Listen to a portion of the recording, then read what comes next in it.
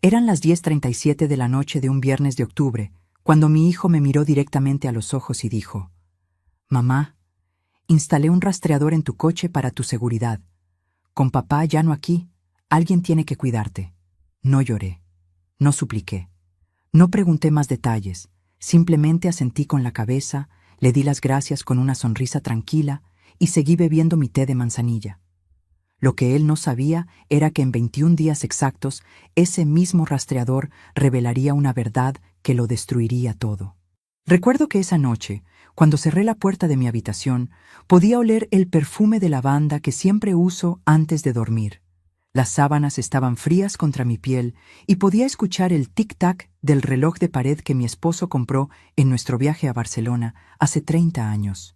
Mi boca sabía amarga, como si hubiera masticado algo metálico. Algo en su tono de voz no encajaba. Algo en sus ojos cuando dijo «tu seguridad» se sintió vacío, calculado. Pero decidí no decir nada. Todavía no. Mi nombre es Patricia. Tengo 61 años. Y esta es la historia de cómo mi propio hijo intentó robarme todo lo que mi esposo y yo construimos durante 40 años de matrimonio. Pero antes de continuar, verifica si ya estás suscrito al canal y deja tu me gusta. Y dime en los comentarios, ¿desde qué parte del mundo estás escuchando mi historia? Realmente quiero saber hasta dónde ha llegado. 3 días después del viernes, el martes 15 de octubre a las 2:15 de la tarde, llevé mi coche al mecánico. No por el rastreador, sino porque la luz del motor llevaba semanas encendida. Mi mecánico, don Roberto, un hombre de 68 años que conocía a mi familia desde que nos mudamos a este barrio, me llamó a las 4:47 de esa misma tarde. «Señora Patricia, ¿usted sabe que tiene un dispositivo extraño debajo del asiento del conductor?» Sentí como si el aire se hubiera vaciado de mis pulmones. El teléfono estaba caliente contra mi oreja. Podía escuchar el ruido metálico del taller de fondo, el golpeteo de las herramientas, el zumbido de las máquinas. Mis manos empezaron a sudar. ¿Un dispositivo? ¿Qué tipo de dispositivo? Un rastreador GPS, señora. De los profesionales. No es de esos baratos que venden en las tiendas. Este es caro, con batería de larga duración. Alguien quiere saber exactamente dónde está usted en todo momento. Ahí fue cuando todo cambió. Porque mi hijo me había dicho que era para mi seguridad. Pero nunca me explicó cómo funcionaba. Nunca me dio acceso a la aplicación. Nunca me enseñó cómo verlo. ¿Sabes qué fue lo peor? Que cuando le pregunté esa noche dónde podía ver mi ubicación, él sonrió y dijo: «No te preocupes, mamá. Yo me encargo de todo». Esa noche no dormí. Me quedé mirando al techo de mi habitación, sintiendo el peso de las mantas sobre mi cuerpo, escuchando el silencio de la casa que antes estaba llena de vida cuando mi esposo todavía respiraba. La oscuridad tenía textura, densa y sofocante. Y entonces, a las 3:22 de la madrugada, tomé una decisión. Contraté a un detective privado. Su nombre era Germán Valdés. Lo encontré en internet, con buenas reseñas y experiencia en casos familiares. Nos reunimos el jueves 17 de octubre a las 11 de la mañana en una cafetería pequeña cerca del centro. Recuerdo el olor a café recién molido mezclado con el aroma dulce de las medialunas horneándose. Él vestía una camisa blanca simple y llevaba una libreta vieja de cuero negro.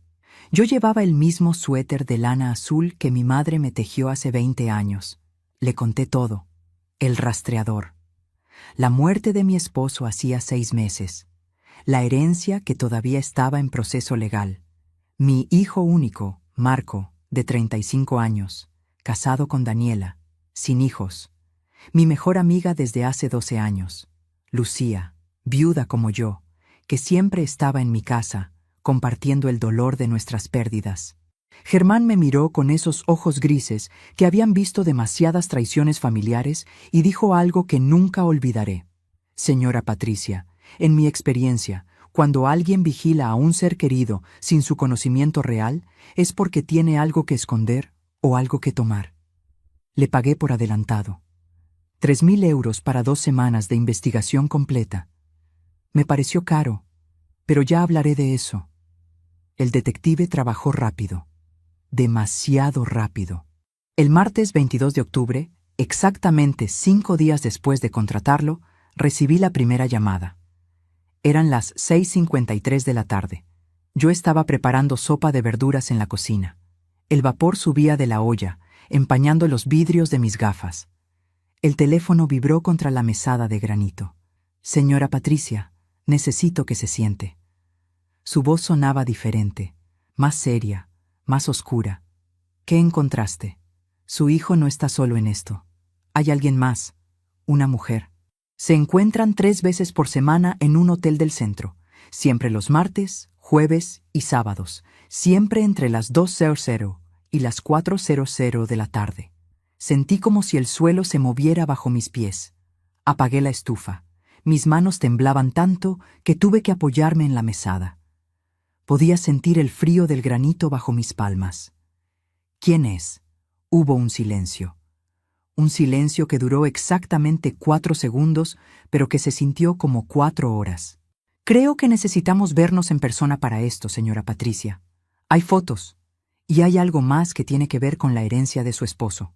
Nos reunimos al día siguiente, miércoles 23 de octubre, a las 10:00 de la mañana, en el mismo café. Esta vez hacía frío afuera. Podía ver mi aliento condensándose en el aire mientras caminaba desde mi coche hasta la entrada.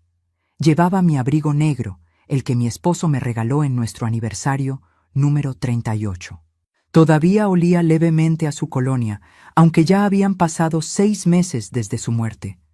Germán tenía una carpeta marrón sobre la mesa, gruesa, demasiado gruesa para solo 5 días de investigación. «Antes de abrir esto», dijo él, empujando la carpeta hacia mí, «quiero que sepa que lo que va a ver va a doler, y quiero que sepa que no estoy equivocado. Verifiqué todo 2 veces». Abrí la carpeta. La primera foto me quitó el aire de los pulmones.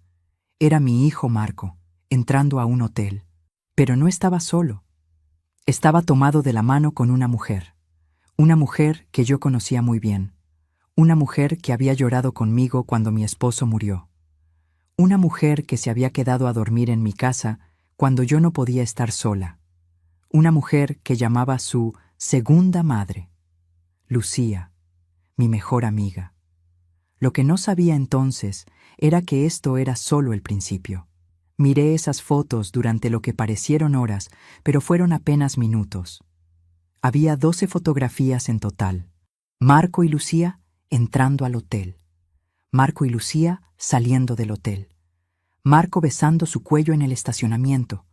Lucía riendo, tocando su pecho, con esa misma mano que había sostenido la mía en el funeral de mi esposo, pero aún no había llorado.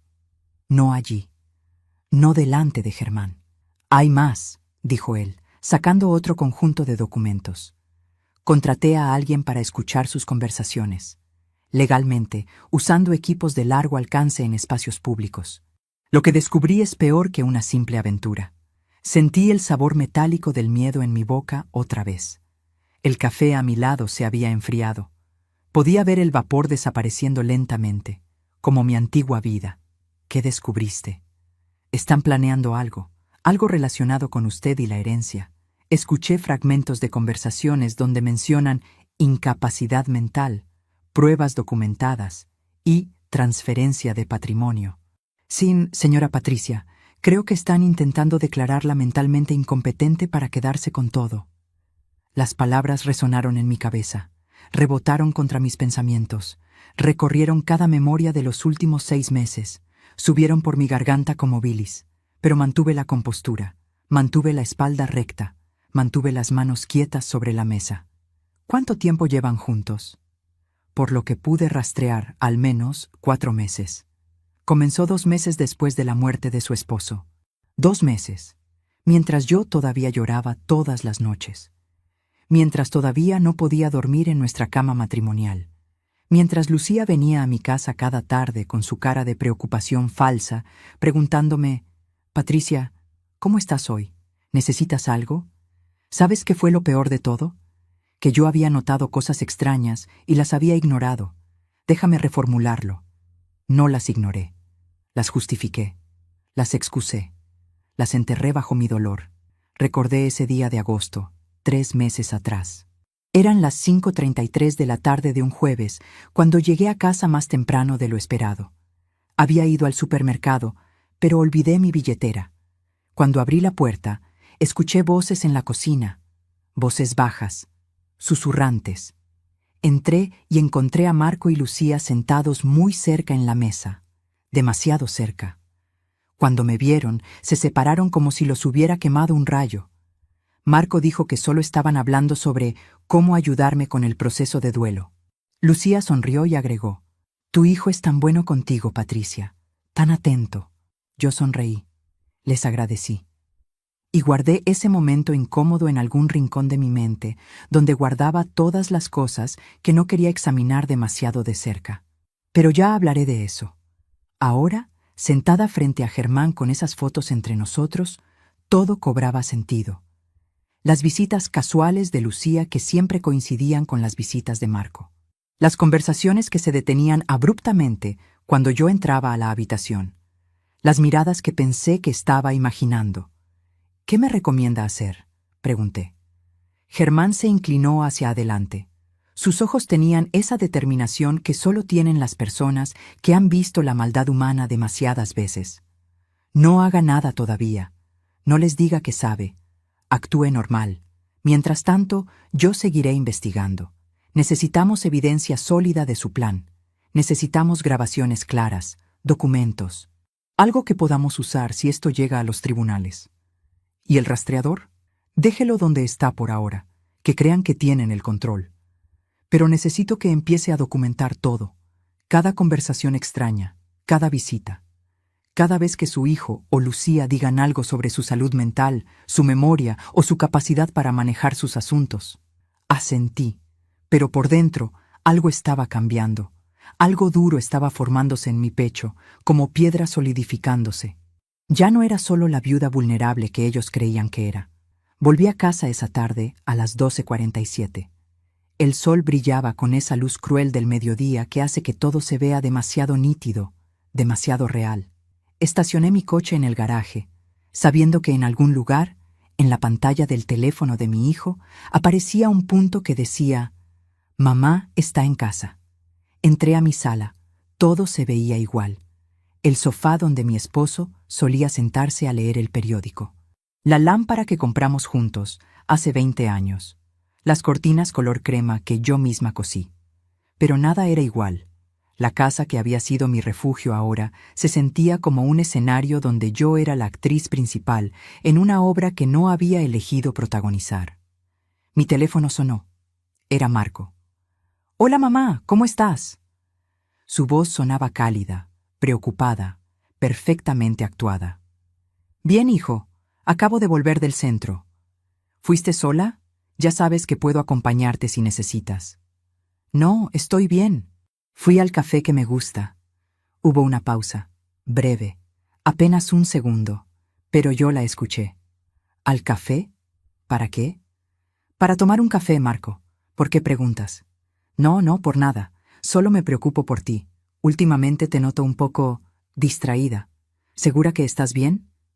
Ahí estaba, la primera semilla. Distraída. Esa palabra que se convertiría en confundida, luego en olvidadiza, luego en incompetente. «Estoy perfectamente bien, hijo». «Está bien, mamá. Solo cuídate». «Ah, por cierto, Lucía vendrá mañana a visitarte. Dice que hace días no te ve». Claro que vendría. Tenía que mantener su papel de mejor amiga preocupada. Esa noche, sola en mi habitación, finalmente me permití romperme. Las lágrimas cayeron calientes sobre mis mejillas. Mojaron mi almohada. Mis hombros temblaron con sollozos silenciosos que salieron desde lo más profundo de mi estómago. Lloré por mi esposo. Lloré por mi hijo, que había perdido su brújula moral. Lloré por la amiga que nunca fue realmente mi amiga. Lloré por la mujer tonta que había sido, que había confiado tan ciegamente.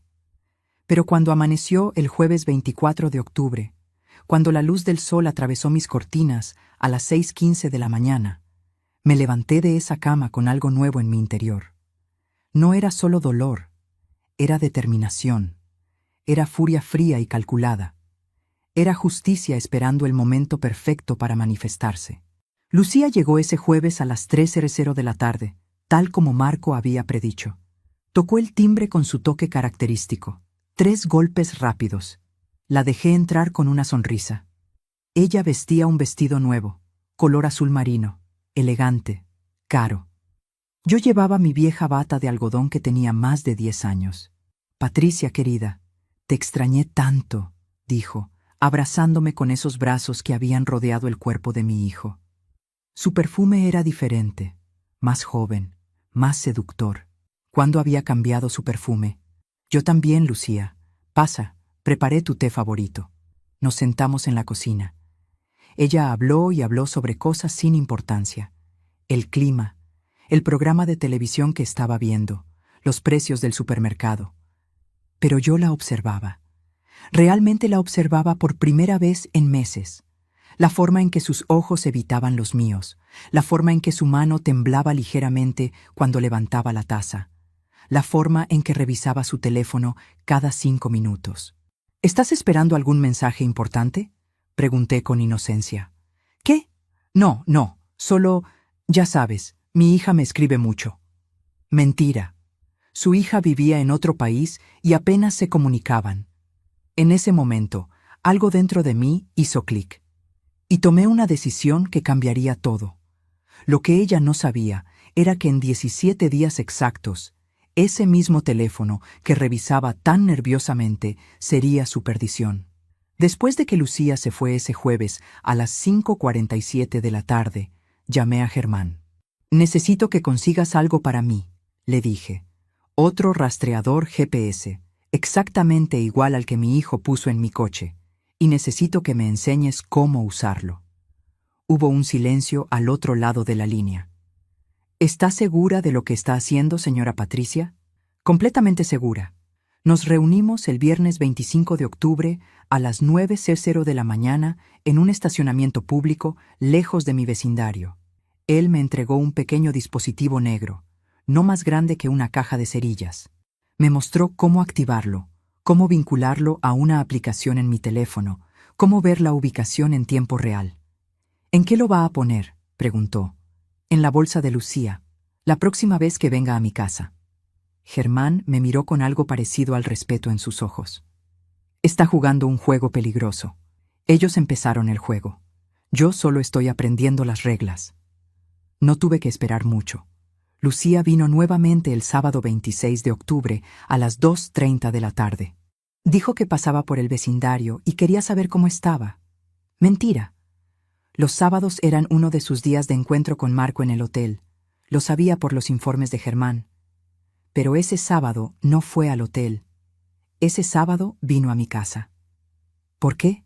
Lucía estaba más nerviosa que de costumbre. Sus dedos tamborileaban sobre la mesa. Su pie no dejaba de moverse. Y entonces dijo algo que hizo que todo mi cuerpo se pusiera en alerta. Patricia, ¿has pensado en hablar con alguien? Ya sabes, un profesional, sobre tu duelo. Ahí estaba otra vez. Otro ladrillo en la pared que estaban construyendo. ¿Un profesional? ¿Te refieres a un psicólogo? Bueno, sí. O tal vez un psiquiatra. Marco está muy preocupado por ti. Dice que a veces olvidas cosas, que te confundes con las fechas, que dejas las puertas abiertas. Cada palabra era una mentira cuidadosamente construida. Nunca había olvidado nada. Nunca había dejado puertas abiertas. Pero ellos estaban creando una narrativa.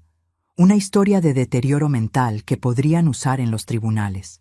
No sabía que Marco estaba tan preocupado, dije, manteniendo mi voz suave, casi frágil. Tal vez tengas razón. Tal vez debería hablar con alguien. Los ojos de Lucía se iluminaron. Pensó que había ganado. Es solo que te queremos bien, Patricia. Eres como una hermana para mí. Una hermana. La palabra sabía a veneno en el aire. Ella fue al baño pocos minutos después. Dejó su bolsa sobre la silla de la cocina, una bolsa de cuero marrón, cara, que no tenía hace 6 meses. Me acerqué. Mis manos no temblaron. Abrí el cierre. Metí el rastreador en el bolsillo interior. Cerré el cierre. Volví a mi silla. Todo tomó 12 segundos. Cuando Lucía regresó, no notó nada. Se quedó otros 20 minutos, hablando sobre la importancia de cuidar mi salud mental, antes de despedirse con un beso en mi mejilla que se sintió como la mordida de una serpiente. En el momento en que su coche salió de mi entrada a las 4:03 de la tarde, abrí la aplicación en mi teléfono. Un punto rojo parpadeaba en la pantalla. Moviéndose por la calle principal, girando a la izquierda, dirigiéndose hacia el sur, hacia el hotel del centro. La seguí digitalmente mientras conducía. Podía verla detenerse en un semáforo, acelerar en la autopista, entrar al estacionamiento del Hotel Plaza, el mismo hotel de las fotografías. Eran las 4:34 de la tarde, exactamente 26 minutos de diferencia con su horario usual. Había venido a mi casa primero para cumplir su rol de amiga preocupada, y luego corrió a encontrarse con mi hijo. Llamé a Germán. Ya está hecho. El rastreador está activo. Excelente. Ahora solo observamos, documentamos y esperamos a que cometan un error. Pero en realidad ya estaban cometiendo errores, solo que ellos no lo sabían todavía. Los siguientes días fueron una obra de teatro donde todos teníamos nuestros papeles. Marco me llamaba cada noche, preguntando cómo estaba, sugiriendo sutilmente que me veía cansada o confundida. Lucía venía cada 2 días, siempre con la misma cantinela sobre buscar ayuda profesional. Y yo interpretaba a la viuda vulnerable, asintiendo, considerando sus sugerencias, dejándolos creer que su plan estaba funcionando. Solo faltaban 13 días para que todo cambiara. El martes 29 de octubre, a las 11:52 de la mañana, recibí una llamada de Marco. «Mamá, necesito hablar contigo sobre algo importante. ¿Puedo pasar esta tarde?» «Claro, hijo. ¿Qué sucede?» «Prefiero decírtelo en persona». Llegó a las 6:15 de la tarde. No vino solo. Trajo a Daniela, su esposa. Esto era nuevo. Daniela casi nunca venía a visitarme. De hecho, en los últimos 6 meses, la había visto tal vez 3 veces. Se sentaron en mi sala. Marco tenía esa expresión seria que solía usar cuando era niño y había hecho algo malo, pero intentaba parecer responsable. Daniela miraba sus manos, incómoda. «Mamá, Daniela y yo hemos estado hablando. Y con el abogado también». Mi corazón latió más rápido, pero mantuve mi rostro sereno. ¿El abogado? ¿Qué abogado? El abogado de la herencia de papá. Él nos sugirió que tal vez sería buena idea simplificar las cosas. Ya sabes, con todo el papeleo, los impuestos, la gestión de las propiedades. ¿Simplificar cómo? Bueno, si tú hicieras una transferencia de poder legal. A mí. Temporalmente, por supuesto. Solo para que yo pueda manejar los aspectos más complicados mientras tú te recuperas. Ahí estaba, el verdadero movimiento.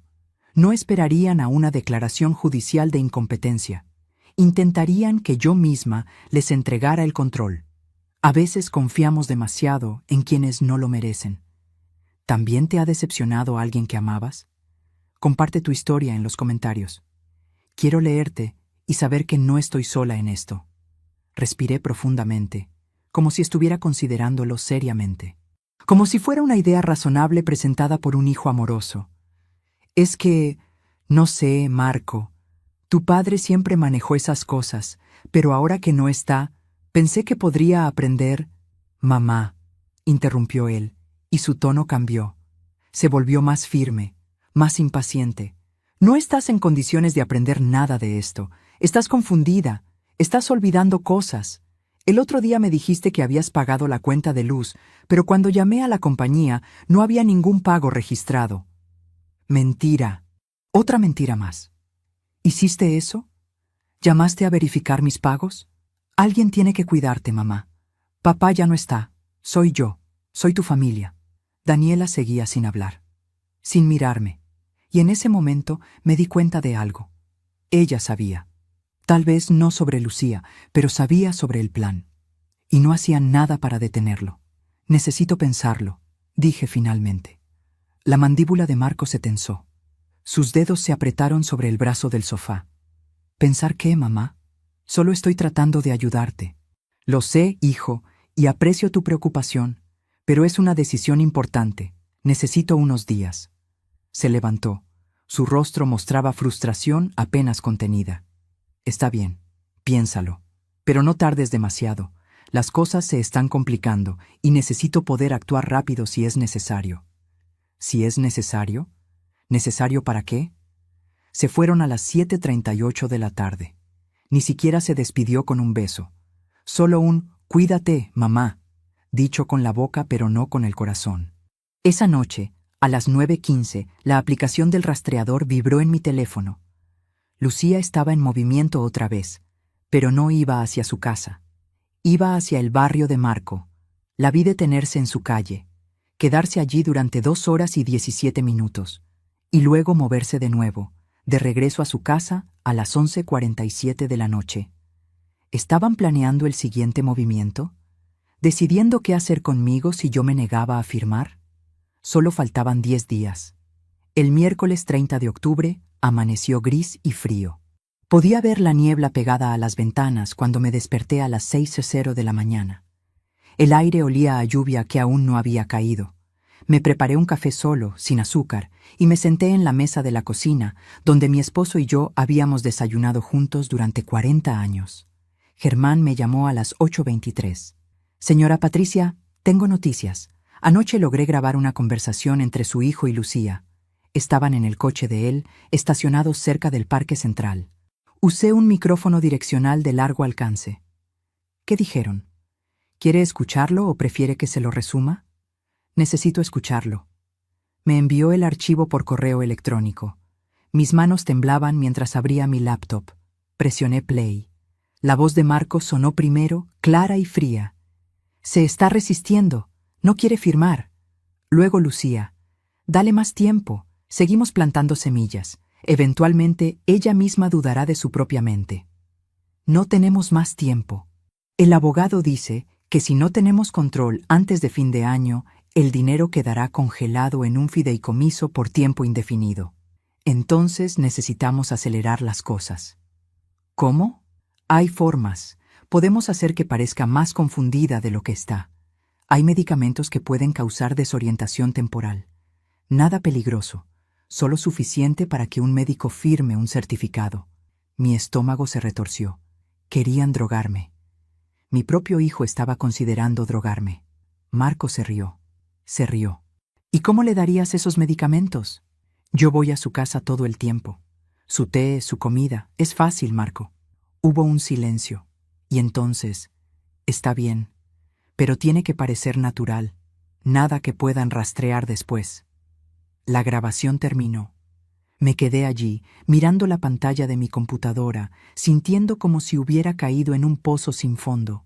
Mi boca sabía a cenizas. Mis ojos ardían, pero las lágrimas no salían. Ya no quedaban lágrimas para esto. Marqué el número de Germán con dedos que parecían de plomo. «¿Esto es suficiente?», pregunté. «¿Podemos ir a la policía con esto?» «Es evidencia sólida de conspiración. Pero, señora Patricia, aquí está el problema. Si vamos ahora a la policía, solo tenemos intención. No tenemos acción. No hay crimen todavía. Lo mejor sería esperar a que intenten hacerlo y documentar el acto. Con su permiso, podría instalar cámaras ocultas en su casa». «Hazlo. Instala cámaras en la cocina, en la sala, en todas partes donde ella pueda estar sin supervisión». El jueves 31 de octubre, día de Todos los Santos, Germán vino disfrazado de técnico de cable. Instaló 4 cámaras diminutas, una en la cocina, una en la sala, una en el comedor y una en mi habitación, todas conectadas a una aplicación en mi teléfono. Podía ver todo en tiempo real. Solo faltaban 7 días para que se cumpliera mi promesa. Lucía no vino ese jueves, ni el viernes. Pero el sábado 2 de noviembre a las 10:34 de la mañana, tocó mi puerta. «Patricia, pensé en traerte algo de comer. Hice empanadas, sé que te encantan». Llevaba un recipiente de vidrio lleno de empanadas que olían delicioso. Pero ahora cada gesto amable se sentía como un arma. «Qué amable, Lucía. Pasa». La observé moverse por mi cocina como si fuera su propia casa. Sacó platos. Preparó té para las 2. Y entonces, cuando pensó que yo estaba distraída revisando mi teléfono, la vi. La vi meter su mano en su bolso. sacar algo pequeño, algo blanco, y dejarlo caer en mi taza. Las cámaras grabaron todo, cada segundo, cada movimiento. «Aquí está tu té, querida», dijo, pasándome la taza con una sonrisa. Lo tomé, lo sostuve entre mis manos, sentí el calor del vapor en mi cara, llevé la taza a mis labios, y entonces la derramé. Accidentalmente. «Oh, Patricia, ten cuidado», dijo Lucía saltando de su silla. «Qué torpe soy. Últimamente estoy tan distraída». Ella sonrió. Una sonrisa que no llegó a sus ojos. «No te preocupes, te preparo otro». «No, no, ya tomé suficiente. Comamos las empanadas mejor». Comimos. Hablamos de cosas sin importancia. Ella revisó su teléfono 3 veces en 20 minutos. Y cuando finalmente se fue a las 12:47, llamé inmediatamente a Germán. Lo tenemos todo grabado. Envié los videos. Germán los revisó y llamó a un contacto en la policía. Un detective de buena reputación que manejaba casos de abuso de ancianos y fraude familiar. Pero entonces sucedió algo que no esperaba. El domingo 3 de noviembre, a las 4:15 de la tarde, Marco apareció en mi casa sin avisar. No tocó el timbre. Usó la copia de mi llave que yo le había dado años atrás para emergencias. Entró como una tormenta. Su cara estaba roja. Sus ojos tenían esa furia que nunca antes había visto en él. «¿Qué estás haciendo, mamá?» Mi sangre se heló. «¿De qué hablas? No me mientas. Sé que contrataste a alguien. Sé que me estás investigando». «¿Cómo lo sabía? ¿Cómo?» «Marco, no sé de qué». «¡Basta!», gritó. Su voz rebotó en las paredes de mi sala. «Un amigo te vio en ese café con un hombre. 2 veces, 3 veces. Hice algunas llamadas. Germán Valdés, detective privado. ¿Creíste que no lo averiguaría?» Mantuve la calma. Mantuve las manos quietas sobre mi regazo. No lloré. No supliqué. «Si me estás investigando, entonces sabes lo que estoy haciendo. Y si sabes lo que estoy haciendo, entonces tienes una conciencia muy sucia, hijo». Su rostro se contorsionó en algo que no reconocí. Ya no era mi hijo. Era un extraño con la cara de mi hijo. «Esa herencia no es solo tuya. Papá era mi padre también. Yo tengo derecho». «Tu padre te dejó lo que consideró justo. El resto es mío. Tú no necesitas todo ese dinero. Eres una vieja sola que no hace nada más que estar sentada en esta casa». Las palabras fueron como bofetadas. Cada una dejó una marca invisible en mi piel. «Creo que deberías irte, Marco. No me voy a ningún lado. Esta es mi casa tanto como tuya». «No, no lo es. Tu padre me la dejó a mí, solo a mí, y si no sales ahora mismo, llamaré a la policía». Se rió. Una risa amarga, cruel. «¿Y qué les dirás? ¿Que tu hijo vino a visitarte? Ellos pensarán que estás paranoica. Senil, exactamente lo que necesitamos que piensen». Se acercó. Demasiado cerca. Podía oler su colonia cara, la que nunca hubiera podido pagar sin la herencia anticipada que su padre le había dado antes de morir. Llevaba un reloj que costaba más que mi coche. «Escúchame bien, mamá. Vas a firmar esos documentos, vas a transferirme el control y vas a dejar de jugar a la detective. Porque si no lo haces, haré que te declaren incompetente de todas formas, y pasarás el resto de tu vida en un asilo, mirando por la ventana, preguntándote dónde salió todo mal». Ahí estaba, la amenaza completa, el abandono total. Mi hijo estaba dispuesto a encerrarme en un asilo para robarme todo, pero no lloré, no allí, no delante de él. «Está bien», dije en voz baja, «lo pensaré». «No, no lo pensarás, firmarás. El próximo viernes te enviaré al abogado. Y más te vale estar lista para cooperar». Se fue. Dejó la puerta abierta a propósito. Un gesto final de desprecio. Solo cuando escuché su coche alejarse, solo cuando vi por la ventana que realmente se había ido, me permití romperme. Me doblé sobre mí misma en el sofá. Las lágrimas cayeron silenciosas. Mi cuerpo tembló con sollozos que no hacían ruido. Pero ya hablaré de eso. Porque el próximo viernes, 8 de noviembre, era exactamente el día que había marcado en mi calendario. Exactamente 21 días después de aquella noche cuando descubrí el rastreador. Solo faltaban 5 días, y ellos no tenían idea de lo que yo había preparado. El lunes 4 de noviembre desperté con un plan. Ya no era la víctima pasiva esperando a que me salvaran.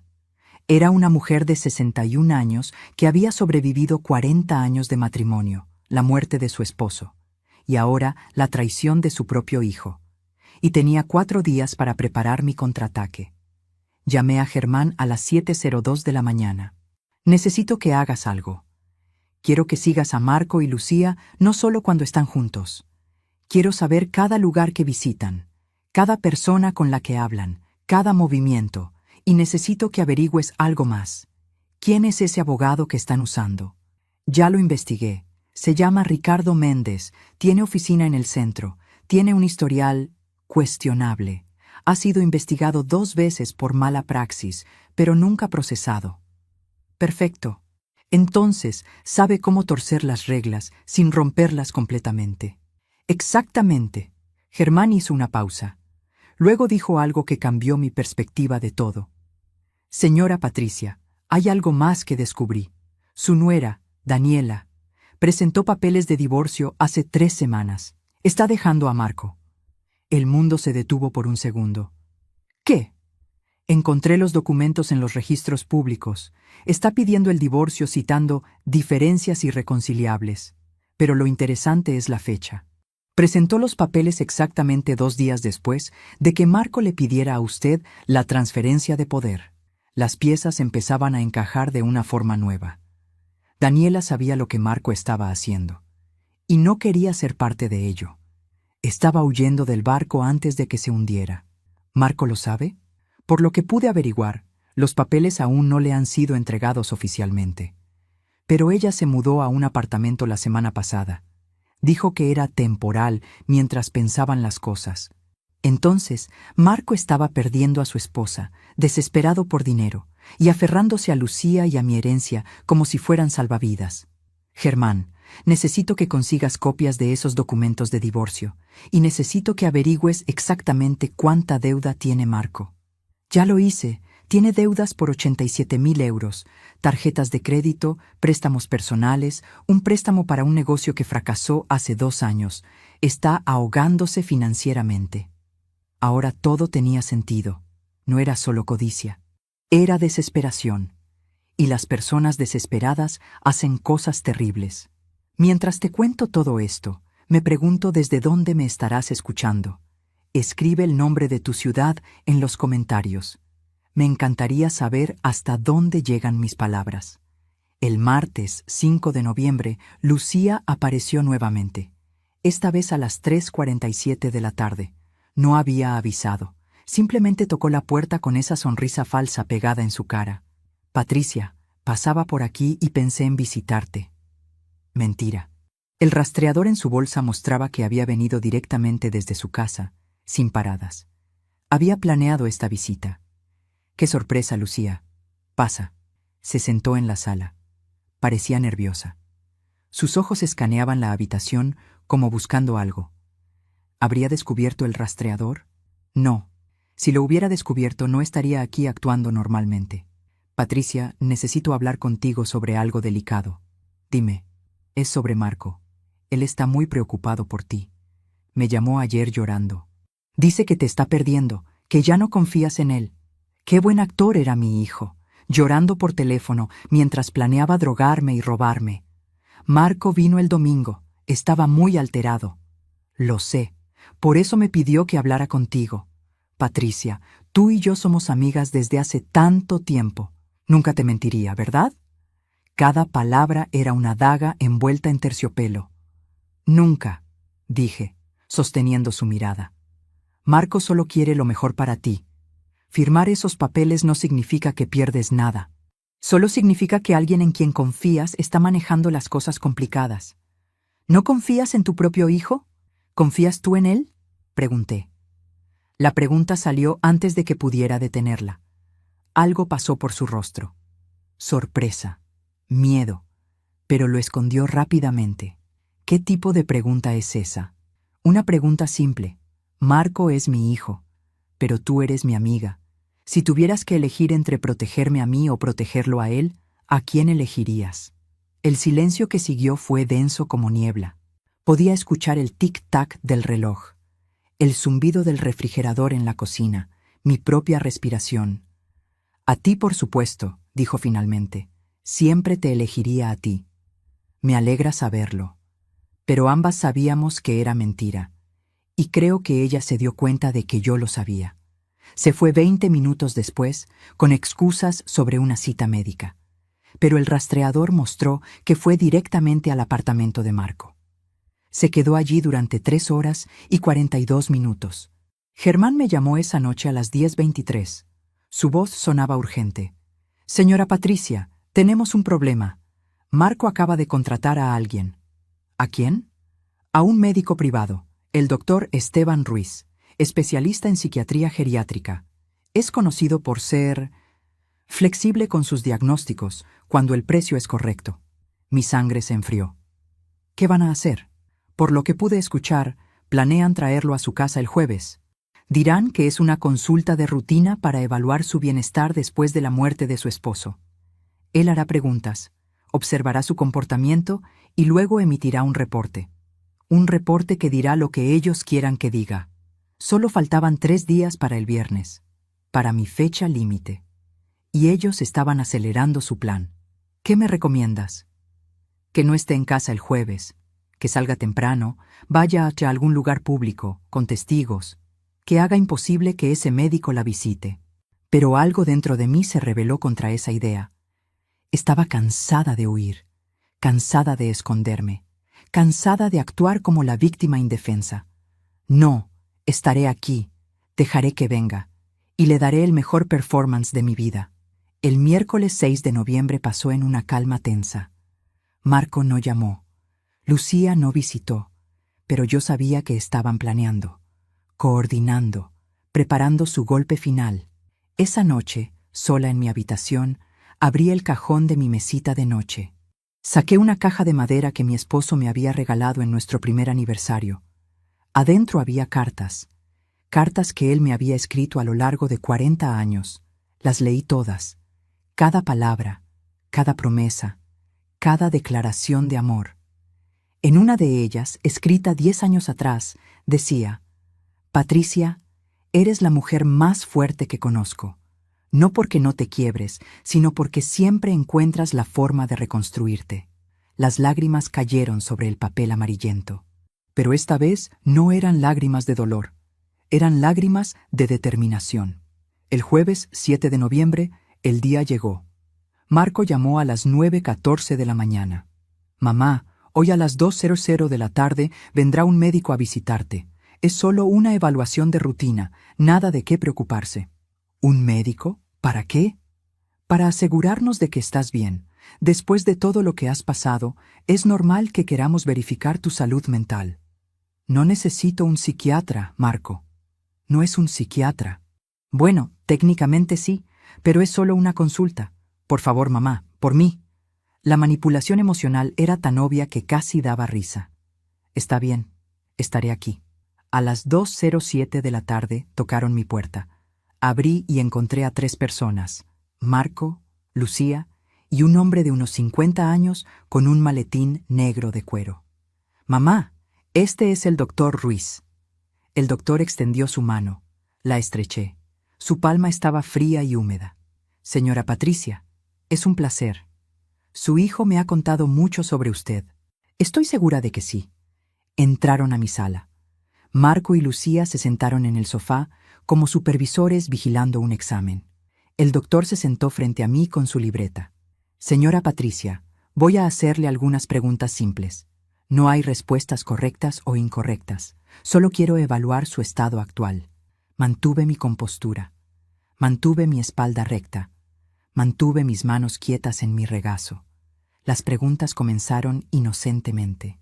¿Qué día es hoy? ¿Qué año? ¿Quién es el presidente? Respondí todo correctamente. Luego vinieron las preguntas diseñadas para confundirme. ¿Cuándo murió su esposo? ¿Hace cuánto pagó sus cuentas? ¿Recuerda qué comió ayer? Respondí cada una con precisión inquebrantable. Vi la frustración crecer en los ojos de Marco. Vi a Lucía morderse el labio. Vi al doctor fruncir el ceño. Señora Patricia, dijo el doctor, cambiando de táctica, su hijo me dice que últimamente ha estado olvidando cosas. ¿Es eso cierto? Mi hijo está equivocado. También me dice que a veces deja las puertas abiertas, que confunde fechas. Mi hijo miente. El silencio que siguió fue absoluto. Marco se puso de pie. ¿Ves? ¿Ves cómo me habla? Esto es exactamente lo que te decía, doctor. Paranoia, agresividad hacia la familia. Pero el doctor me miraba con algo parecido a la curiosidad. Y tal vez, solo tal vez, con un poco de respeto. Señor Marco, ¿podría darme unos minutos a solas con su madre? ¿Qué? No, yo necesito estar presente para... Señor Marco, el doctor repitió con firmeza. Necesito hablar con mi paciente en privado. Es protocolo estándar. Marco y Lucía salieron, visiblemente molestos. En el momento en que la puerta se cerró, el doctor se inclinó hacia adelante. Señora Patricia, voy a ser directo con usted. Su hijo me pagó muy bien para venir aquí y escribir un reporte que cuestione su capacidad mental. Pero usted está perfectamente lúcida. Y yo tal vez sea flexible, pero no soy un mentiroso. Mi corazón latió más rápido. Entonces, ¿qué vas a hacer? Voy a escribir la verdad, que está completamente capacitada, y voy a recomendarle que contrate a un abogado. Rápido. Se levantó, guardó su libreta y salió. Escuché voces elevadas en el pasillo. Marco gritando, el doctor respondiendo con calma profesional. Una puerta cerrándose con fuerza. Marco entró como un huracán. Su cara estaba roja de furia. ¿Qué le dijiste? La verdad. No hay ninguna verdad más que la que yo digo. Y ahí estaba.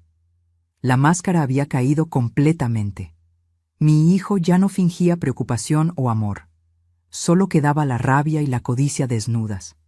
Mañana, dijo, acercándose tanto que podía ver las venas pulsando en su cuello. Mañana vendrá el abogado, y firmarás esos papeles, o te juro por Dios que haré que te arrepientas de haber nacido. Solo faltaba un día, y yo estaba lista. Esa noche del jueves 7 de noviembre no dormí. No podía. Me quedé sentada en la oscuridad de mi sala, mirando las sombras que la luz de la calle proyectaba en las paredes.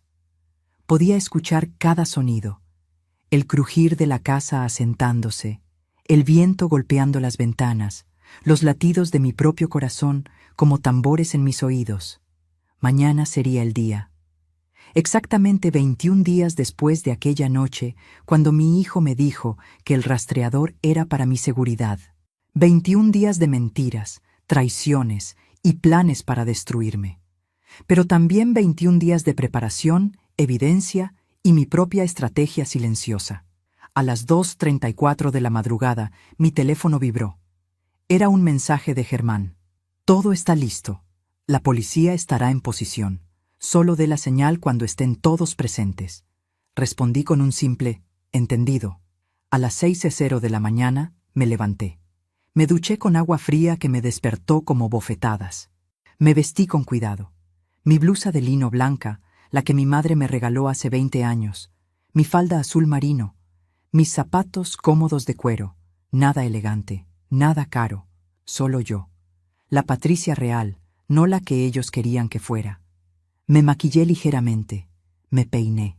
Me miré en el espejo y vi a una mujer de 61 años que había sobrevivido a demasiado como para ser destruida ahora.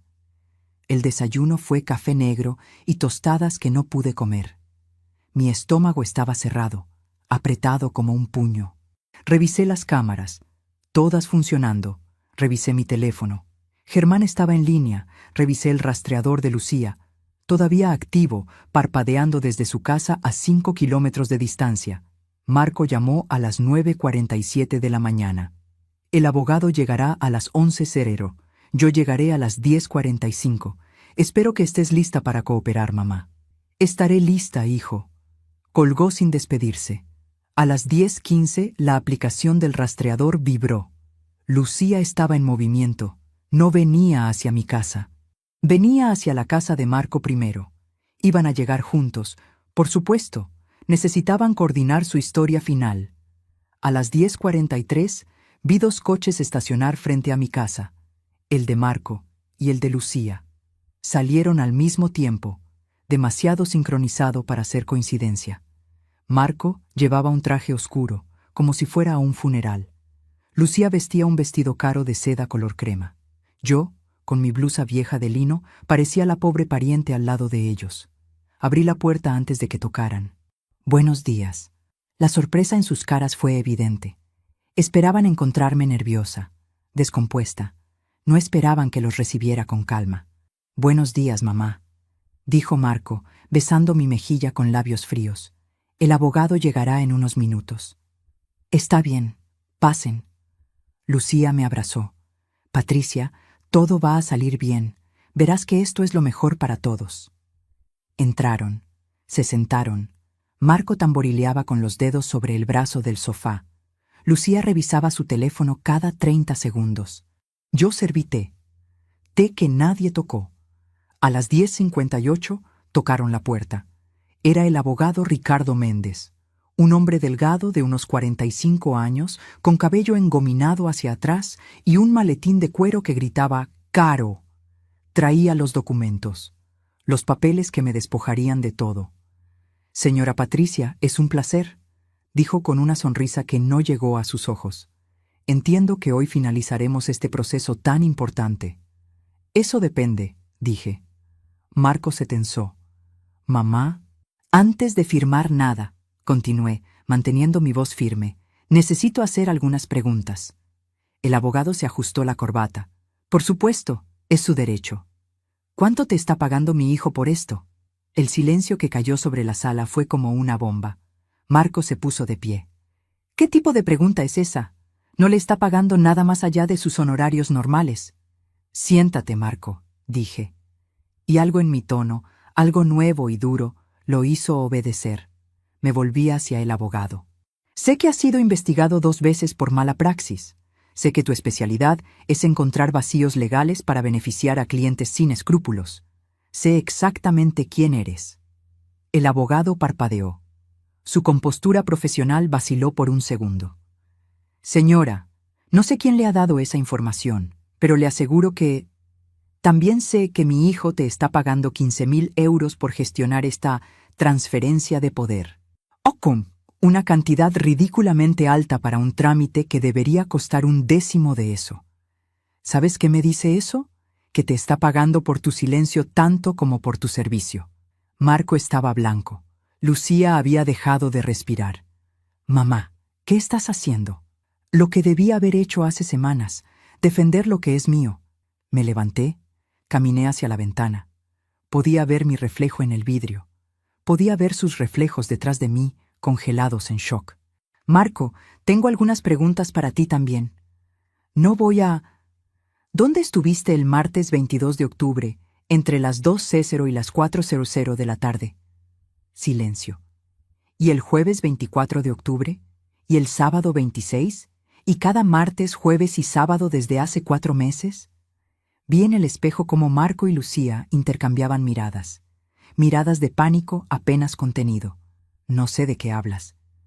«Estuviste en el Hotel Plaza, habitación 407, con Lucía». Las palabras cayeron como piedras en agua quieta. Las ondas se expandieron. El mundo se detuvo. Lucía se puso de pie.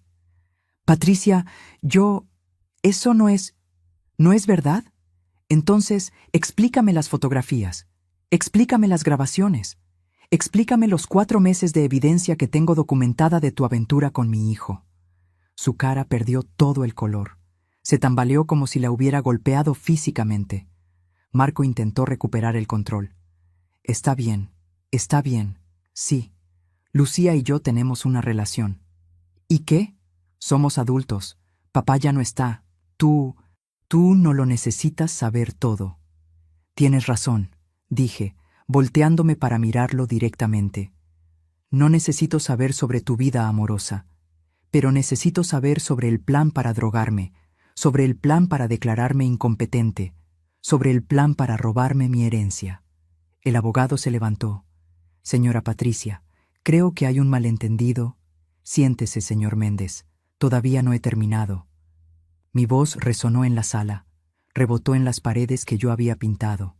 Viajó por los pasillos donde había caminado durante años.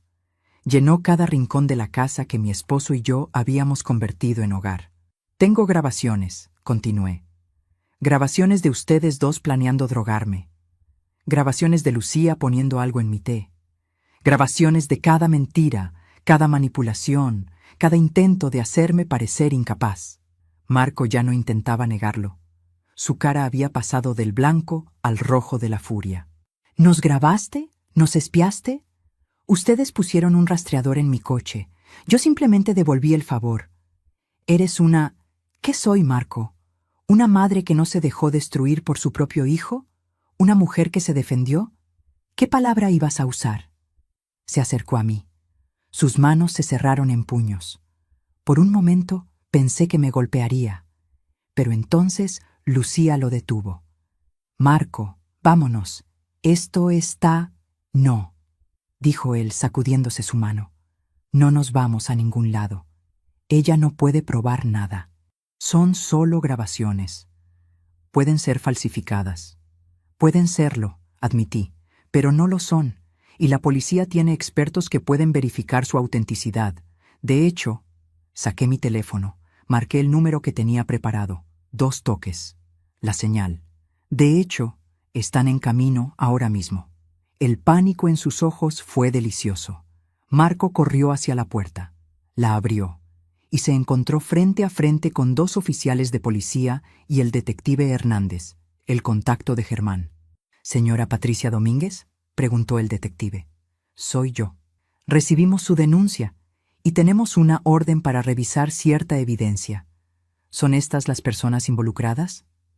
Sí, mi hijo Marco y mi ex mejor amiga, Lucía. Los siguientes 30 minutos fueron un caos controlado. El detective Hernández revisó las grabaciones en mi teléfono.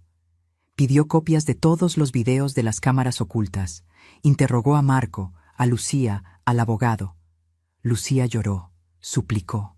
Juró que solo estaba siguiendo el juego para mantener a Marco feliz, que nunca realmente quiso hacerme daño.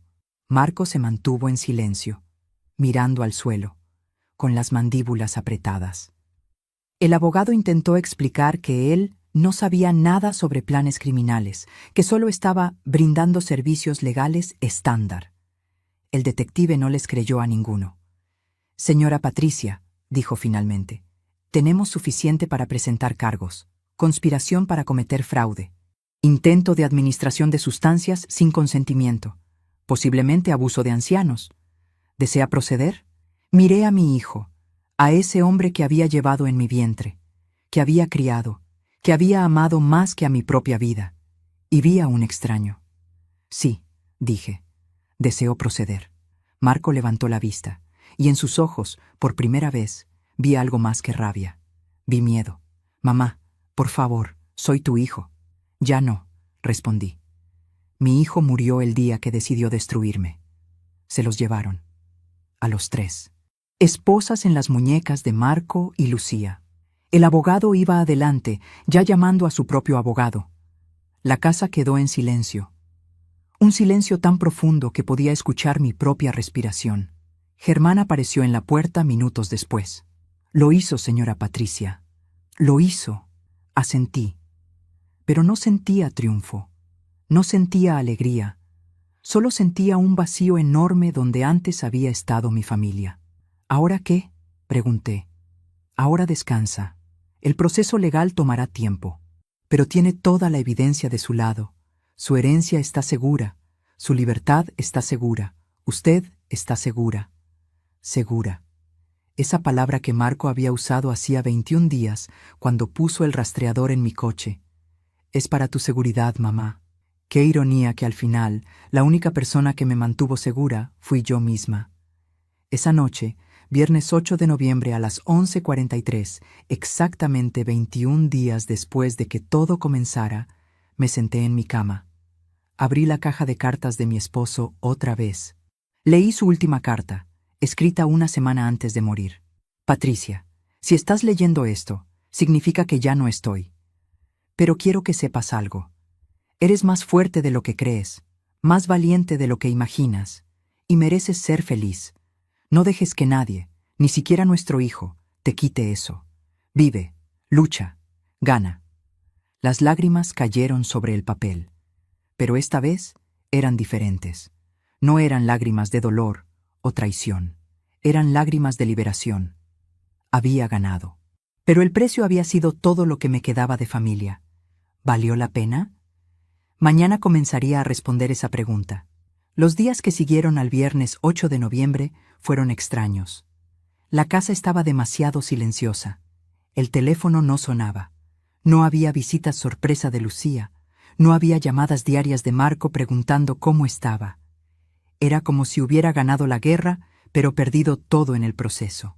El lunes 11 de noviembre, a las 9:32 de la mañana, recibí una llamada del detective Hernández. Señora Patricia, necesito que venga a la estación. Hay algunos desarrollos que debe conocer. Llegué a las 10:15. El detective me esperaba en una sala pequeña que olía a café viejo y papel. Me senté en una silla de plástico incómoda que crujió bajo mi peso. Tenemos un problema, dijo sin preámbulos. Lucía está cooperando, está contando todo, cada detalle del plan. ¿Eso no es bueno? Sí y no. Lo que está diciendo es peor de lo que pensábamos. Abrió una carpeta, sacó papeles, documentos con sellos oficiales, fotos. El plan no era solo obtener control de su herencia, era eliminarla. Las palabras flotaron en el aire como humo venenoso. Eliminarla. No incapacitarla, eliminarla. ¿Qué significa eso exactamente? Según Lucía, una vez que tuvieran el control de sus finanzas, planeaban aumentar gradualmente las dosis de sedantes, hacer que pareciera un deterioro natural. Eventualmente, sus problemas mentales se volverían tan severos que necesitaría cuidado institucional. Y una vez allí, alejada de cualquiera que pudiera notar los cambios, no terminó la frase. No necesitaba hacerlo. Mi boca se llenó con ese sabor metálico otra vez. Mis manos se cerraron sobre los brazos de la silla. Podía sentir el plástico frío y duro bajo mis palmas. Podía escuchar el zumbido de las luces fluorescentes sobre mi cabeza. Podía oler el miedo en mi propio sudor. ¿Mi hijo estaba de acuerdo con esto? Lucía dice que sí. Dice que fue idea de él, que ella al principio se resistió, pero él la convenció diciéndole que podrían estar juntos, sin esconderse, sin complicaciones. Y con suficiente dinero para vivir como siempre habían querido. Respiré. Adentro, afuera, adentro, afuera. ¿Qué más dijo? Que el rastreador no era solo para vigilarla, era para establecer patrones, para saber exactamente cuándo usted estaba sola, cuándo era seguro actuar, cuándo nadie notaría si algo pasaba. Cada revelación era como una puñalada. No en el corazón, en algo más profundo, en ese lugar donde guardaba mis recuerdos de Marco niño. Marco riendo, Marco abrazándome y diciéndome, «Te amo, mamá». Ese Marco ya no existía. Tal vez nunca existió. ¿Qué pasará ahora? Los cargos se ampliarán. Conspiración para cometer asesinato. Lucía tendrá una sentencia reducida por cooperar. Pero Marco, el detective hizo una pausa. Marco puede enfrentar entre 15 y 25 años de prisión. 25 años. Mi hijo pasaría el resto de su juventud en una celda. Y yo era la razón. Necesita saber algo más, continuó el detective. Daniela, su nuera, se puso en contacto con nosotros. Quiere hablar con usted. ¿Daniela? ¿Por qué? Dice que tiene información que puede ayudar al caso, y dice que le debe una disculpa. Nos reunimos ese mismo día a las 3:47 de la tarde en un café del centro. No el mismo donde me encontraba con Germán, uno diferente, más silencioso. Daniela ya estaba allí cuando llegué, sentada en una esquina, con una taza de té intacta frente a ella. Se veía diferente, más delgada, más vieja. Tenía ojeras profundas y las manos le temblaban cuando levantó la vista y me vio. «Patricia», dijo, y su voz se quebró. Me senté frente a ella. No dije nada. Solo esperé. Yo sabía, comenzó. No todo, pero sabía que algo estaba mal. Marco cambiaba, se volvió secreto, obsesionado con el dinero, y luego empezó a hablar sobre ti de formas que me asustaban. ¿Qué decía? Decía que eras un obstáculo, que con tu esposo muerto tú eras lo único entre él y la vida que merecía. Decía que habías tenido suficientes años buenos y que ahora era su turno. Las palabras dolían, pero ya no me sorprendían. Nada podía sorprenderme después de todo lo que había descubierto. Yo debía haberte advertido, continuó Daniela, con lágrimas corriendo por sus mejillas. Debía haber hecho algo, pero tenía miedo. Miedo de que si decía algo, si me oponía, él me haría algo a mí también.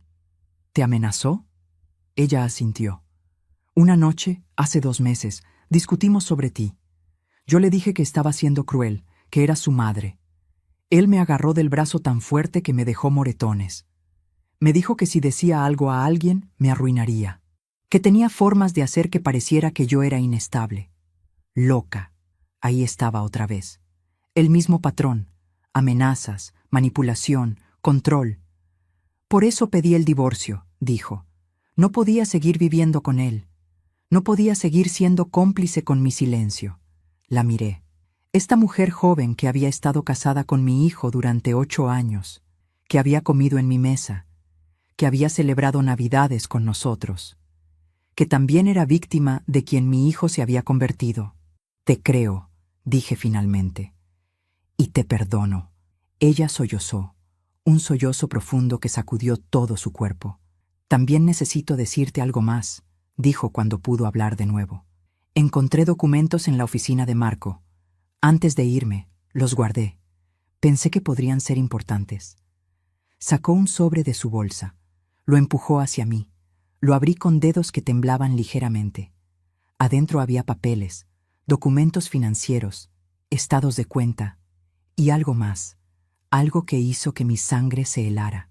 Era una póliza de seguro de vida, a mi nombre, por 2 millones de euros, tomada 3 meses atrás sin mi conocimiento, con Marco como único beneficiario. ¿Cómo es esto posible? Yo nunca firmé esto. Mira la firma, dijo Daniela. La miré. Era mi firma, perfectamente imitada. Pero yo nunca había firmado ese documento. Es falsificación, dijo Daniela. Él practicó tu firma durante semanas. Lo vi haciéndolo. Pensé que era para algo del banco, algo legítimo. Pero ahora todo tenía sentido. No solo querían mi herencia, querían el dinero del seguro, y para obtenerlo, yo tenía que morir. El sobre cayó de mis manos. Los papeles se esparcieron sobre la mesa. Podía ver las palabras beneficiario Marco Domínguez, en letras negras y frías. Mi hijo había planeado matarme por 2 millones de euros. Necesito llevar esto a la policía, dije, recogiendo los documentos con manos que ya no temblaban. Ya no había espacio para el temblor. Solo quedaba la furia helada y determinada. Daniela asintió. Haré lo que sea necesario. Testificaré. Contaré todo lo que vi, todo lo que escuché. Gracias. No me agradezcas. Debí haber hecho esto hace meses. Nos separamos en la puerta del café. Ella hacia su nueva vida sin Marco. Yo hacia la estación de policía con evidencia que añadiría años a la sentencia de mi hijo. El detective Hernández revisó los documentos a las 5:33 de la tarde. Su cara se puso seria mientras leía. Esto es grande, señora Patricia. Esto prueba premeditación clara. Con esto, no hay forma de que él pueda alegar que fue un plan improvisado o un error de juicio. Esto demuestra que planeó su muerte durante meses. ¿Qué pasa ahora? Ahora presentamos cargos adicionales, fraude, falsificación, y cambiamos la acusación de conspiración para cometer asesinato a intento de asesinato premeditado. Señora Patricia, su hijo va a pasar el resto de su vida en prisión. Debería haber sentido victoria. Debería haber sentido justicia. Pero solo sentía un vacío enorme que ninguna sentencia podría llenar. Esa noche, de vuelta en mi casa, me senté en la oscuridad de mi sala. No encendí luces. Solo me senté allí, en el mismo sofá donde Marco se había sentado hacía días, amenazándome. En el mismo lugar donde Lucía había fingido ser mi amiga durante meses. Mi teléfono sonó. Era un número desconocido. Casi no contesto, pero algo me hizo responder. «Mamá», era la voz de Marco. Rota, desesperada. «No deberías estar llamándome». «Lo sé, pero necesito que sepas algo». «No hay nada que necesites saber». «Mamá, por favor, solo escúchame, solo una vez más». El silencio se extendió entre nosotros como un abismo. «Está bien, habla». «Yo lo siento, siento todo. No sé qué me pasó. El dinero, las deudas, Lucía, todo se volvió más grande que yo. Y perdí el control. Perdí quién era». «No perdiste nada, Marco. Elegiste. Elegiste el dinero sobre tu madre. Elegiste una mujer sobre tu familia. Elegiste matarme sobre vivir con menos. Nunca te hubiera matado realmente. El seguro, los planes, eran solo fantasías, solo formas de sentir que tenía control sobre algo. Mentiras. Todo lo que sale de tu boca son mentiras. Mamá, soy tu hijo». «No, mi hijo está muerto. Tú eres solo un extraño con su cara». Colgué. El teléfono cayó de mi mano. Y finalmente, después de semanas de contenerme, de mantener la compostura, de ser fuerte, me permití colapsar completamente. Lloré como no había llorado ni siquiera en el funeral de mi esposo. Lloré por el hijo que perdí, por la amiga que nunca tuve, por los años que desperdicié confiando ciegamente, por la familia que se desintegró en cenizas. Lloré hasta que no quedaron más lágrimas, hasta que mi garganta estaba raw, hasta que el amanecer comenzó a filtrarse por las ventanas. Y entonces, cuando la luz del nuevo día iluminó mi sala, me levanté. Me lavé la cara, me peiné, me vestí, porque todavía quedaba una cosa por hacer. Una última confrontación antes de que todo terminara. El martes 12 de noviembre, a las 10:00 de la mañana, el detective Hernández me llamó. «Señora Patricia, Marco ha pedido verla. Dice que hay algo que necesita decirle antes del juicio preliminar. No está obligada a aceptar, pero quería que lo supiera». «¿Dónde está?» «En la prisión preventiva del centro. Podemos organizar una visita para hoy si lo desea». Pasé las siguientes 3 horas pensando. ¿Qué más podría decirme? ¿Qué más podría haber que no supiera ya? Pero algo dentro de mí necesitaba verlo una última vez. No por él, por mí, para cerrar ese capítulo de mi vida de forma definitiva. A las 2:15 de la tarde, entré a la sala de visitas de la prisión. El lugar olía a desinfectante barato y desesperación. Las paredes eran color crema sucio. Las luces fluorescentes zumbaban sobre mi cabeza con un sonido que me hacía doler los dientes. Había una mesa de metal gris en el centro, con 2 sillas a cada lado. Me senté. Esperé. Podía escuchar voces distantes. Puertas cerrándose. El eco de pasos en corredores largos.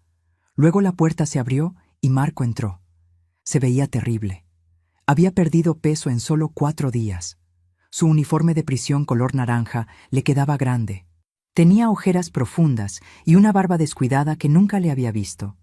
Sus ojos, antes tan llenos de arrogancia y rabia, ahora estaban vacíos. Se sentó frente a mí. No nos tocamos, no nos saludamos. «Gracias por venir», dijo finalmente.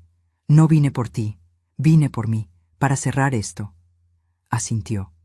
Sus manos estaban sobre la mesa, esposadas. Podía ver las marcas rojas en sus muñecas, donde el metal rozaba su piel. «Mamá, necesito que sepas la verdad, toda la verdad. Ya sé la verdad. Planeaste drogarme, robarme, matarme. ¿Qué más hay que saber? ¿Por qué? El por qué no me importa, Marco. Debería importarte, porque no empezó conmigo, empezó con papá». El mundo se detuvo. El zumbido de las luces se silenció. Todo mi cuerpo se tensó. «¿Qué tiene que ver tu padre con esto?» Marco respiró profundamente. Sus ojos finalmente me miraron directamente. «Papá me dijo antes de morir que yo nunca sería como él, que yo era débil, irresponsable, que había trabajado toda su vida para construir algo y yo lo desperdiciaría todo. Me dijo que le daba vergüenza llamarme su hijo». Las palabras cayeron como piedras en mi estómago. Mi esposo nunca me había mencionado esa conversación. Eso no justifica. No estoy justificando nada, interrumpió. Solo te estoy diciendo por qué. Porque cuando papá murió, yo no sentí tristeza, sentí rabia. Rabia porque él tenía razón, porque yo había fracasado en todo. Mi negocio, mi matrimonio, mi vida. Y entonces pensé, si no puedo ser exitoso por mérito propio, al menos puedo tomar lo que él construyó. Puedo demostrarle, aunque esté muerto, que yo también puedo tener lo que él tenía. Entonces todo esto, ¿fue venganza contra tu padre muerto? Al principio, pero luego se convirtió en algo más. Se convirtió en necesidad. Las deudas crecían. Daniela me estaba dejando. Lucía apareció y me hizo sentir importante, deseado, y el plan simplemente creció, como una bola de nieve rodando montaña abajo, y cuando quise detenerla ya era demasiado tarde. Siempre tuviste opción de detenerte. Lo sé, pero no lo hice, y ahora pagaré por eso el resto de mi vida. Nos quedamos en silencio. Podía escuchar mi propia respiración. Podía sentir el frío de la silla de metal bajo mis piernas. Podía ver cada arruga en la cara de mi hijo, cada marca de insomnio, cada señal de que su vida tal como la conocía había terminado. ¿Qué querías que viniera a escuchar?, pregunté finalmente. Quería decirte algo que no dije en la llamada del otro día. Algo que es cierto, aunque no me creas. Que a pesar de todo, a pesar del plan y la rabia y la codicia, una parte de mí todavía te ama. Una parte de mí, la parte que recuerda ser tu hijo, la que recuerda cuando me leías cuentos antes de dormir, cuando me cuidabas cuando estaba enfermo, cuando me abrazabas y me decías que todo estaría bien. Esa parte todavía existe, y esa parte está destrozada por lo que hice. Las lágrimas comenzaron a formarse en sus ojos. Cayeron por sus mejillas sin que hiciera nada por detenerlas. Esa parte sabe que nunca podré deshacer esto, que nunca podré recuperarte, que pasaré el resto de mi vida sabiendo que destruí a la única persona que me amó incondicionalmente. Algo dentro de mí se quebró, no porque lo perdonara, no porque olvidara, sino porque vi, por primera vez en semanas, a mi hijo real detrás del monstruo en que se había convertido. Marco, dije, y mi voz salió más suave de lo que esperaba. Yo también te amé incondicionalmente. Pasado, porque el amor tiene límites, y tú cruzaste todos. Lo sé, pero necesito que entiendas algo. No hice esto para castigarte, lo hice para sobrevivir, lo hice porque me diste a elegir entre tu libertad o mi vida, y elegí mi vida. Hiciste lo correcto. Todavía me pregunto si hice lo correcto. ¿Y tú? ¿Qué habrías hecho en mi lugar? Escríbelo en los comentarios. Realmente quiero saber lo que piensas. Me levanté. La visita había terminado. No había más que decir. Adiós, Marco. Adiós, mamá. Caminé hacia la puerta. Mi mano estaba en el pomo cuando su voz me detuvo. Mamá, una última cosa. Lucía, ella no te amaba, pero yo sí. A mi manera retorcida y egoísta, yo sí. No me di vuelta, no respondí. Simplemente abrí la puerta y salí. El detective Hernández me esperaba en el pasillo. ¿Cómo estuvo? Necesario. Salimos de la prisión a las 3:47 de la tarde. El sol brillaba con esa luz clara de noviembre que hace que todo se vea nítido y frío. Respiré el aire libre profundamente. Olía a escape de coches y hojas secas. Nunca había apreciado tanto el simple acto de respirar aire que no oliera a encierro. Señora Patricia, dijo el detective mientras caminábamos hacia su coche. Hay algo más que necesita saber. Hemos estado investigando más profundamente las finanzas de Marco. Encontramos algo interesante. ¿Qué? Transferencias de dinero, de la cuenta de Lucía a la cuenta de Marco, por un total de 45.000 euros en los últimos 6 meses. ¿Lucía le estaba dando dinero? Sí. Y eso cambia la dinámica. No era solo un romance. Era una inversión. Ella estaba financiando su estilo de vida, esperando recuperarlo multiplicado cuando obtuvieran su herencia. Otra capa de traición. Otra mentira debajo de las mentiras. ¿Cuándo es el juicio preliminar? El viernes 15 de noviembre. 3 días. Necesitará testificar. ¿Está lista para eso? Estaré lista. Los siguientes 2 días fueron una preparación intensa. Reuniones con fiscales, revisión de evidencia, práctica de testimonio. Me hicieron las preguntas más difíciles una y otra vez, preparándome para el contrainterrogatorio. ¿Es cierto que su hijo siempre fue problemático? No. ¿Es cierto que usted lo controló financieramente toda su vida? No. ¿Es cierto que usted sabía sobre su relación con Lucía y la usó para manipular esta situación? No. Una y otra vez. Hasta que mis respuestas eran firmes como rocas. El jueves 14 de noviembre por la noche no pude dormir. Me quedé despierta mirando el techo, pensando en lo que diría mañana, pensando en cómo sería estar en esa sala, mirando a mi hijo mientras contaba cómo había intentado destruirme. A las 2:34 de la madrugada me levanté. Fui a la cocina. Preparé té de manzanilla, el mismo que Lucía había intentado envenenar. Pero esta vez era solo té. Solo agua caliente y hojas secas y el aroma reconfortante de algo simple y seguro. Me senté en la mesa donde mi familia había comido durante años, donde habíamos celebrado cumpleaños y navidades, donde habíamos reído y discutido y vivido. Y tomé una decisión. El viernes 15 de noviembre llegó con un cielo gris y amenaza de lluvia. Me vestí con cuidado. Mi mejor traje. Nada caro, pero digno. Me maquillé. Me peiné. Me miré en el espejo y vi a una mujer que había sobrevivido. La sala del tribunal estaba llena. Germán estaba allí. Daniela también. Algunos vecinos que se habían enterado del caso. Periodistas en la parte de atrás. Y en la mesa de los acusados, Marco y Lucía, cada uno con su abogado. El juez entró a las 10:03 de la mañana. Un hombre mayor de unos 60 años con cabello blanco y ojos que habían visto demasiadas tragedias familiares. Caso número 2024-876. El Estado contra Marco Domínguez y Lucía Morales. Cargos: conspiración para cometer asesinato, intento de asesinato premeditado, fraude, falsificación y administración de sustancias controladas sin consentimiento. La Fiscalía presentó primero. Mostraron las grabaciones, las fotos, los documentos, la póliza de seguro falsificada. Todo estaba allí, expuesto como un cadáver en una mesa de autopsia. Luego me llamaron a testificar. Caminé hacia el estrado. Mis zapatos sonaban fuerte contra el suelo de madera. Me senté. Puse mi mano sobre la Biblia. Juré decir la verdad y conté mi historia. Conté sobre el rastreador, sobre las mentiras, sobre las visitas de Lucía con su té envenenado, sobre las amenazas de Marco, sobre el plan para declararme incompetente, sobre la póliza de seguro que nunca firmé. Hablé durante 1 hora y 17 minutos. Mi voz nunca tembló. Mis manos permanecieron quietas en mi regazo. Miré directamente a Marco mientras hablaba. Él no pudo sostener mi mirada. Cuando terminé, el abogado de Marco se levantó para el contrainterrogatorio.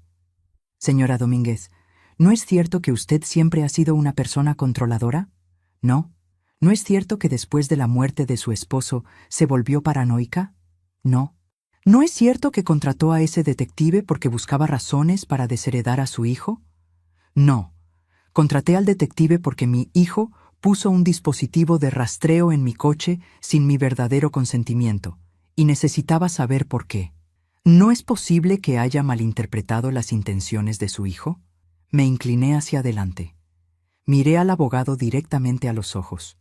Cuando alguien falsifica tu firma en una póliza de seguro de vida de 2 millones de euros, cuando alguien te droga, cuando alguien planea tu muerte en conversaciones grabadas, no hay nada que malinterpretar. El abogado se sentó. El juez llamó un receso a las 1:34 de la tarde. Salí de la sala y encontré a Germán esperando. Lo hizo perfecto, dijo. ¿Crees que sea suficiente? Es más que suficiente. A las 3:00 de la tarde, el juez dio su decisión para el juicio preliminar. He revisado toda la evidencia presentada. Las grabaciones son auténticas, los documentos son legítimos. El testimonio es creíble y está corroborado por múltiples fuentes. Hay causa probable suficiente para proceder a juicio completo. Los acusados permanecerán bajo custodia sin fianza hasta el juicio. La fecha se fijará dentro de los próximos 60 días. El martillo golpeó. El sonido resonó en la sala como un trueno. Marco cerró los ojos. Lucía comenzó a llorar. Yo me levanté y salí de la sala con la cabeza en alto. No miré atrás. No había necesidad. Afuera, bajo el cielo gris que finalmente comenzaba a llorar, me detuve en los escalones del tribunal. Levanté mi cara hacia el cielo. Sentí las gotas frías de lluvia en mi piel. Olí el aroma fresco de la tierra mojada. Escuché el sonido del tráfico, de la gente hablando, del mundo continuando. Germán apareció a mi lado con un paraguas. ¿Hacia dónde, señora Patricia? A casa. Es hora de ir a casa. Esa noche, sola en mi sala, abrí una botella de vino que mi esposo había guardado para una ocasión especial. Vertí una copa. Levanté el vidrio hacia la foto de él en la repisa. Lo hice. Dije en voz alta a la habitación vacía. Sobreviví. Gané. Me defendí. Como tú dijiste que haría. Bebí. El vino era rico y complejo, con capas de sabor que se desplegaban en mi lengua. Sabía a victoria. Amarga y dulce al mismo tiempo. Exactamente 23 días después de aquella noche, cuando mi hijo puso el rastreador en mi coche, cuando me dijo que era para mi seguridad, finalmente estaba segura. Pero el precio había sido perder a mi hijo para siempre. ¿Valió la pena? Todavía no lo sé. Pero era eso o dejar que me destruyera. Y yo elegí vivir. Han pasado 6 meses desde aquel viernes en el tribunal. Hoy es 15 de mayo, un día soleado de primavera donde las flores que planté con mi esposo hace 20 años están floreciendo otra vez en mi jardín. El juicio completo terminó hace 3 semanas. Marco fue sentenciado a 22 años de prisión.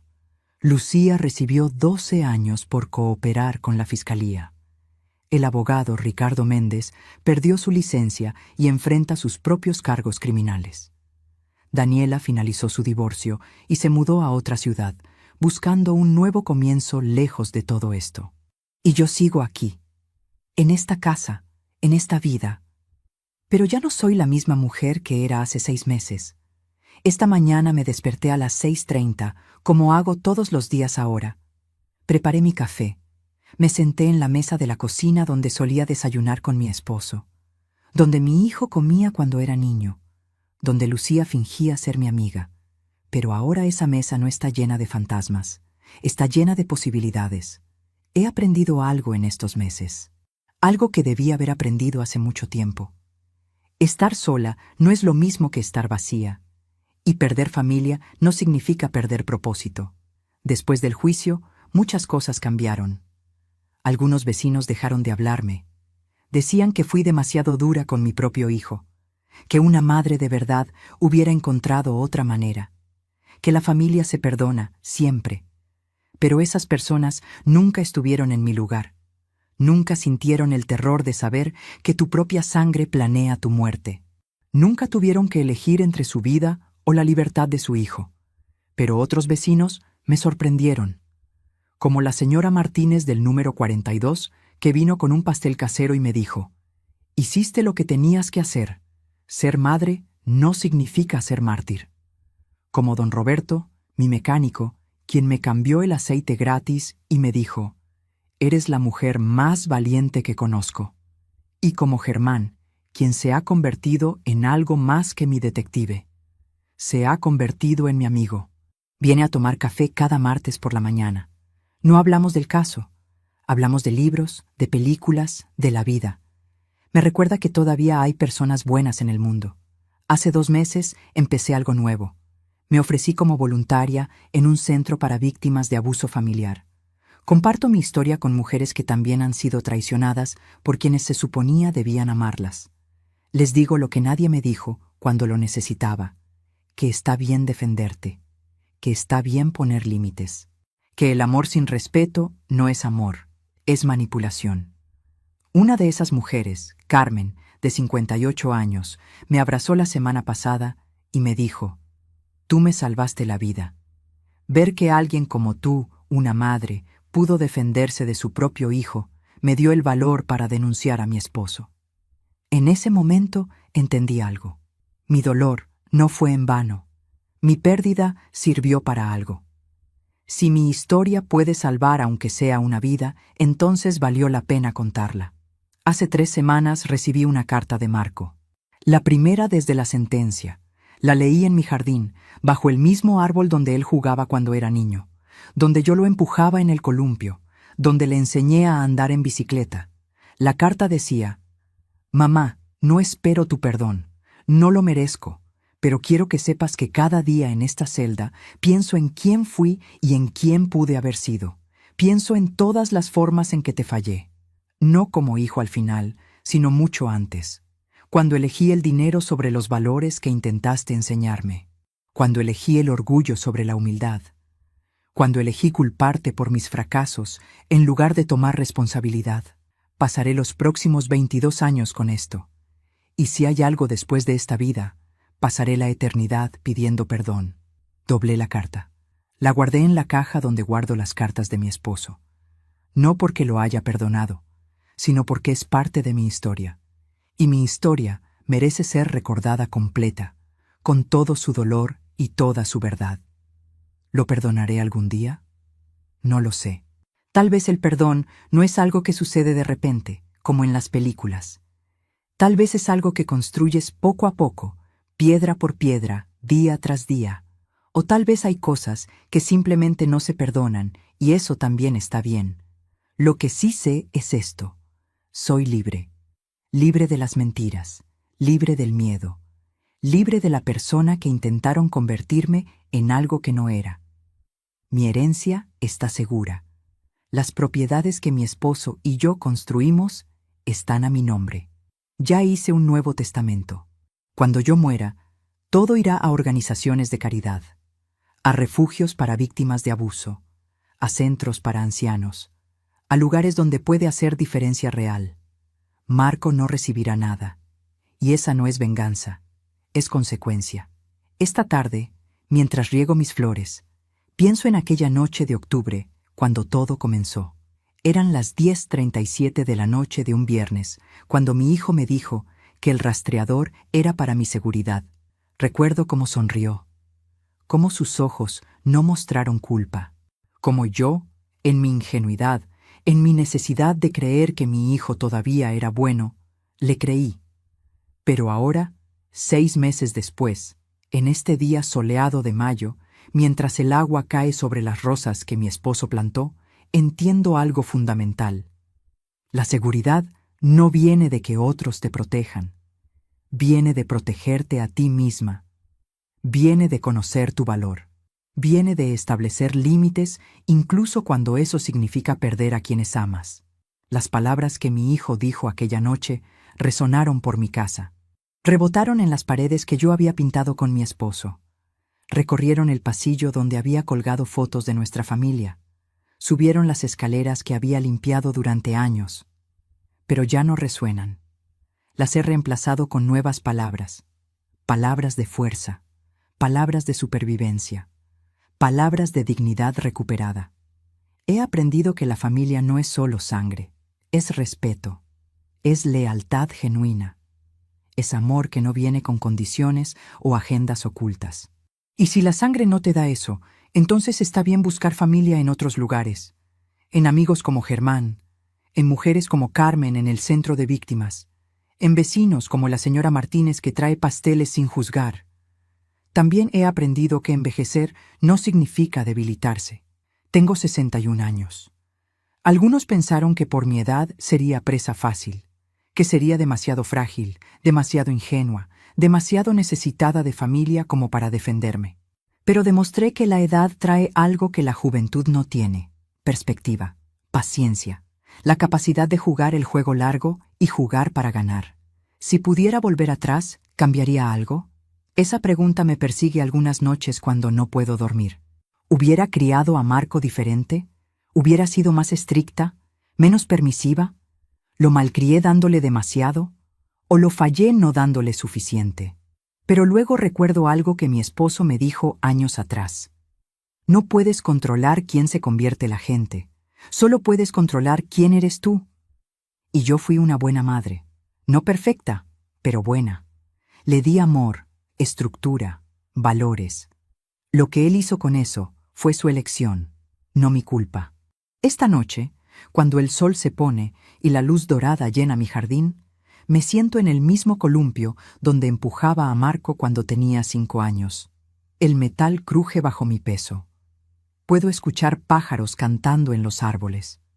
Puedo oler el aroma de las flores mezclándose con la brisa fresca de la tarde. Puedo sentir el aire suave en mi piel. Y me doy cuenta de algo. Sigo aquí, a pesar de todo. A pesar de los planes para drogarme, declararme incompetente, matarme. A pesar de la traición de mi hijo y mi mejor amiga. A pesar de perder lo que pensé que era mi familia. Sigo aquí, respirando, viviendo, encontrando nuevos propósitos, construyendo una nueva vida desde las ruinas de la anterior. Y si esta vieja mujer de 61 años pudo defenderse de su propio hijo, si pudo usar las mismas herramientas que él usó contra ella para protegerse, si pudo mantenerse digna bajo presión y ganar contra todos los pronósticos, entonces tal vez tú también puedes.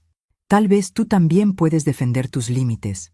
Tal vez tú también puedes elegir tu propia vida sobre la comodidad de otros. Tal vez tú también puedes sobrevivir lo que creías que te destruiría, porque al final eso es lo que somos, sobrevivientes. No víctimas, sobrevivientes. Y esta es mi historia. No terminó como pensé que terminaría. No terminó con una familia reunida alrededor de una mesa en Navidad. No terminó con un hijo agradecido y una madre orgullosa. Terminó con verdad, con justicia, con dignidad, con una mujer que eligió vivir. Y 23 días después de aquella noche en octubre, cuando prometí que algo cambiaría la vida de mi hijo para siempre, cumplí mi promesa. Cambió su vida. Cambió la mía. Cambió todo. Pero yo sigo aquí, bajo este cielo que se oscurece, en este jardín que florece, en esta vida que casi pierdo, pero que ahora es completamente mía. Y eso, al final, es suficiente.